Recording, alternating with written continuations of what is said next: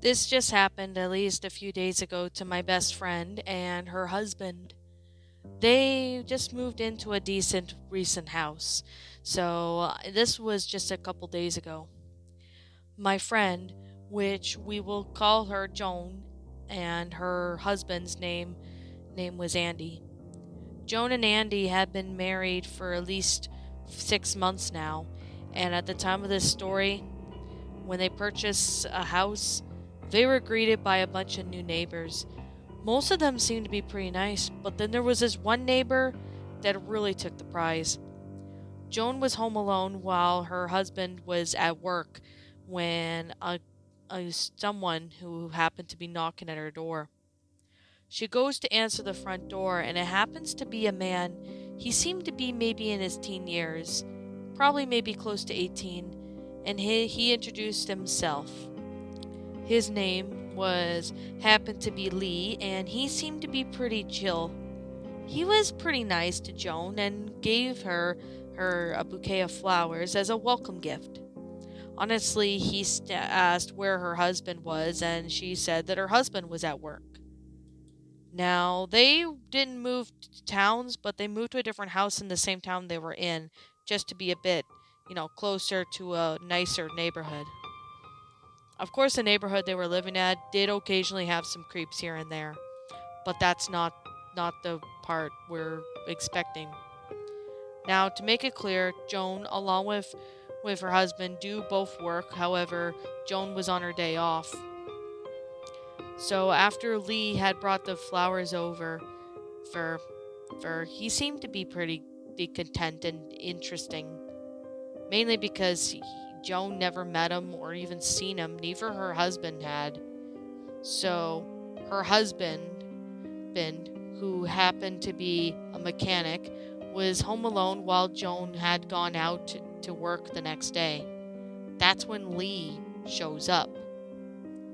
Honestly, Joan's husband looked at Lee and honestly felt a little weirded out by this. Of course, Lee had been almost coming to visit them almost every time when one of them was home alone. This continued on until just a few days ago. Now, this is when Joan was cleaning the house when she heard a noise coming from the basement. Honestly, she thought that something might have fell in the basement as some of the shelves were not even. So when she went downstairs, she ended up opening the door, and in there, she saw what appeared to be Lee hiding in the corner, smirking really creepily at Joan. Joan obviously freaked out, ran up the stairs, shut the basement door to lock it, as well as getting the police. But by the time the police arrived, Lee was not there in the basement, and of course, he had somehow must have escaped through one of the back doors to the basement. Now that's when Joan and her husband decided to file a restraining order against Lee, but at least till then, Lee had somewhere disappeared in from the neighborhood. They don't know where he is now, but they do hope that either he's been caught or he's getting the help that he needs.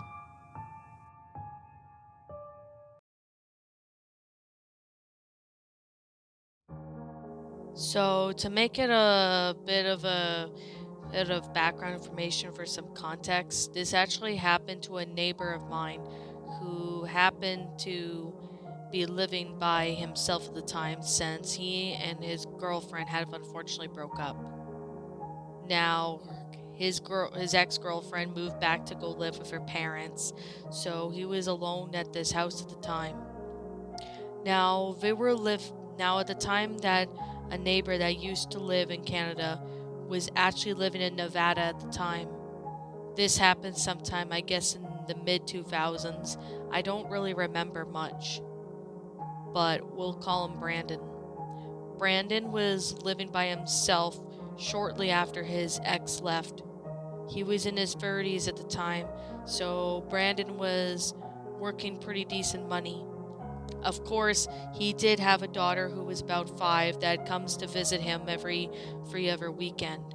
However, though, this was definitely something that Brandon had. Brandon saw a moving truck that was moving in next door, and it happened to be another man, maybe a lot younger than Brandon. He looked to be maybe in his mid-20s, and he looked pretty well dressed. Of course, that's when Brandon had some sort of suspicions about this man, so he didn't want to jump into conclusions thinking that maybe he was cool. It was until a few days later that's when Brandon was alone in his house. Of course, he was on his phone with his ex, and apparently his daughter was going to visit him that weekend. So this was honestly his opportunity to get everything ready for his daughter, who was only 5. Now, however, it was sometime around close to midnight when Brandon heard his back door opening and closing. Honestly, he didn't even know who or what it was that entered the house, so he went downstairs to see that there was that man. He seemed to be in his 20s, just exactly almost like the exact same man that moved in next door to Brandon. Obviously, he didn't even know if he was having some sort of mental problem or whatever, but he walked around the house for a bit, and that's when he saw Brandon. "Oh, I'm sorry, sir. I thought this was my house. I'll get going now." When the man turned around and left and closed the back door, that is when Brandon went to lock it and thought that maybe this guy was just some delusional. After all, he did look like he was drunk. However, that was not it. However, the next day, when it was Friday, Brandon was about to get ready for work when the same guy that entered his house the previous night knocked on his door. He said, and I quote, "Oh, hey there. I heard you, Brandon. I'm Michael. I am so sorry I broke into your house. I thought this was my house. You see, I was coming back from a bar. I must have gotten in the wrong house since I honestly didn't know whose house this was." Obviously, Brandon just told Michael just to be more mindful next time, and if he's not sure, just to ask. That's when Michael headed off back to his car in his driveway and drove off, possibly to work. Fast forward to around Friday night, Brandon, along with his daughter, were watching SpongeBob on the television after dinner when all of a sudden there was a knock at his door. Honestly, that's when Brandon told his daughter to stay and watch TV while he went to go and get it. But however, as Brandon went to go open the door, he saw that it was Michael again. Can I use the bathroom? I honestly need to use it." That was the weirdest question. And Brandon obviously asked Michael if he could use it at his house. But of course, Michael kept persisting, saying that he goes in. That's when Brandon immediately slams the door right in his face, telling him no or he'll go to the cops. As soon as he locked the door, Michael honestly had the face of what seemed to be like a kid who can't have candy. Honestly, he looked not happy and stormed off. Of course, Brandon's daughter asked him if everything was okay. Brandon said it was fine and that he was dealing with something, but it's okay. Fast forward to nighttime when Brandon was asleep after putting his daughter to bed when he woke up around 1 a.m. needing to use the bathroom. Brandon gets up and goes to use the bathroom when he heard what seemed to be a vase falling off from a table and onto the kitchen floor. That's when Brandon goes downstairs, and when he did, he saw that it was Michael. He apparently was wearing only his boxers, and he was shakenly like if he was having a seizure. He was pale, and honestly, this really frightened Brandon as he didn't even know how he got in the house. It turns out that Michael had a key that happened to be a spare key from Brandon that happened to be one how he can use to enter the house. Michael honestly was told to get off the property or Brandon would call the cops, and that's when Brandon didn't call the cops, and Michael was arrested. Luckily, when his daughter woke up when the cops arrived, that's when Brandon explained to her that dad was just handling something. Honestly, she couldn't understand, but at the time of this story, Brandon had no idea why Michael would break in his house again. Unfortunately, the cops didn't give any much update, rather than he was mentally unstable and delusional, and he happens to have suffered hallucinations, and he was schizophrenic.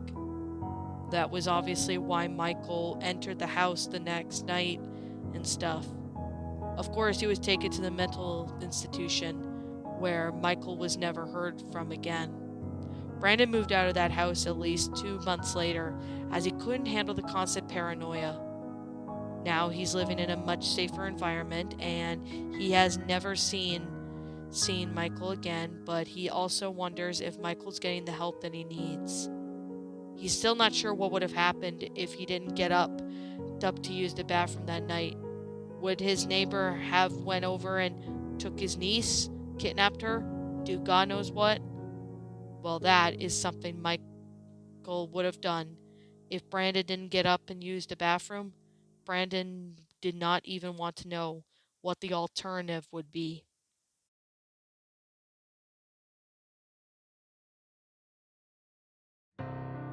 One of the teachers at the time of this story, his name was Mr. Daniels, and Mr. Daniels used to teach at the elementary school where I went to.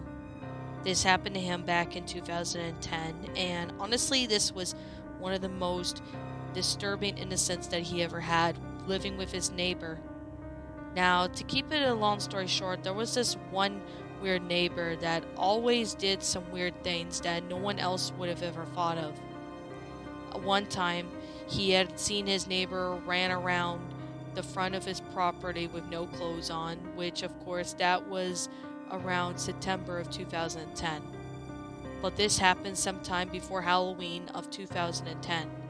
Now, to make it a long story short, this was when Mr. Daniels was alone at the time, since his wife was doing the night shift and wouldn't be back till late 8 tonight, as she worked as a nurse, so she was out most of the time. However, Mr. Daniels was trying his best to fall asleep, as he had trouble falling asleep since he was a teen. Of course, he was in his 50s at the time of this story, so most of his kids had moved out. One of them was in college, and the other one had moved in with a couple of his friends. Obviously, Mr. Daniels was having a hard time sleeping, but eventually fell asleep, as the school day was going to go on the next day and he needed to get some sleep. However, fast forward to around 2 a.m., Mr. Daniels woke up to the sound of what appears to be his door opening. In his bedroom, he thought that maybe his wife could have been returning, but his wife wasn't supposed to return till around 4 a.m., unless she got out of work early. Honestly, he couldn't see her, as she wasn't lying beside him. But when he looked up at the bedroom door, he saw that it was none other than the creepy neighbor that lived not far from Mr. Daniels. Honestly, the door was not all the way open, but it was half open. He looked, he kind of looked like a bit of Alvin Marsh from the 1990 It movie. Honestly, he had a knife with him, and that's when Mr. Daniels honestly screamed and startled, and that's when the creepy neighbor ended up taking off running, dropping the knife with him. As Mr. Daniels still chased after the creepy neighbor, he somehow ran out the front door and ran back down the street. Mr. Daniels decided he would call the police, so he did that, and the police investigated the area, but they couldn't find any trace of where he was. Even at the house location Mr. Daniels gave him, there wasn't anyone there. Apparently, this neighbor happened been to have done this to many other houses, and honestly, What really bothers him, though, was that this creepy neighbor was never caught. Fast forward to about maybe a week later, the creepy neighbor was nowhere to be found. It was obvious that he either was caught or maybe he might have left the neighborhood. What really terrifies him to this day, though, is why did he target his house? He didn't even tell his wife about this because he didn't want his wife to freak out. But the thing is, though, is that he does not even know if this neighbor was ever caught or not. It's been years now, and he'd like to think that this guy was caught or something, or maybe he's not doing what he did at anymore. That still really disturbs Mr. Daniels to this day. He still has no idea what would have happened if he didn't wake up. Chances are this creepy neighbor could have stabbed him in his sleep, or at least do something much worse.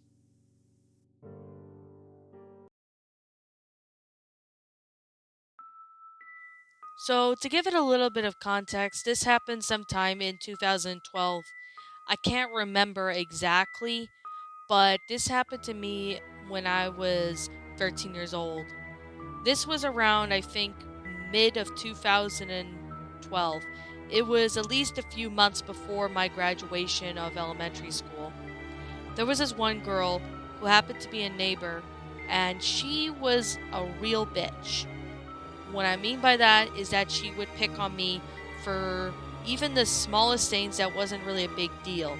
I honestly don't know what her problem was at the time, but she definitely liked to spread rumors and even bully other people because she's quote unquote the best of the best. Her name was Melissa. Now, Melissa, at the time of this story, she was the same age as me, and since this was 2012, this was before I had social media. Melissa oftentimes was like a really weird girl in school. A lot of my classmates were commenting about how much weird she has gotten when she started talking really weird phrases and even speaking about certain people she didn't like. Honestly, one night though, I was playing video games when I looked to see that there was Melissa. She was staring at me through the front door. Obviously, my parents were both out, and honestly, that was on a weekend. I ended up going over to see if I could confront her, but she was already gone. I had reported the incident to the school, and they already talked with Melissa. Honestly, I have not gotten any updates about that, if she was ever told not to do it again or not. But in the school, our school had advised everybody to please make sure all doors and windows are locked, because it turns out Melissa had some trust issues with certain people. Now, I have not been in contact with her since elementary school, but I'm hoping that she's doing much better and is getting the help that she really needed. Now, I do apologize for how short it is, because this isn't really the type of story to make you jump out of your seat. But this is definitely one story I have to say definitely was really weird. Now, it's pretty much like almost a neighbor type of story, because this Melissa girl lived in my neighborhood. Now, she's pretty much the same age as me, 25 pretty much, but I have not even heard from her since.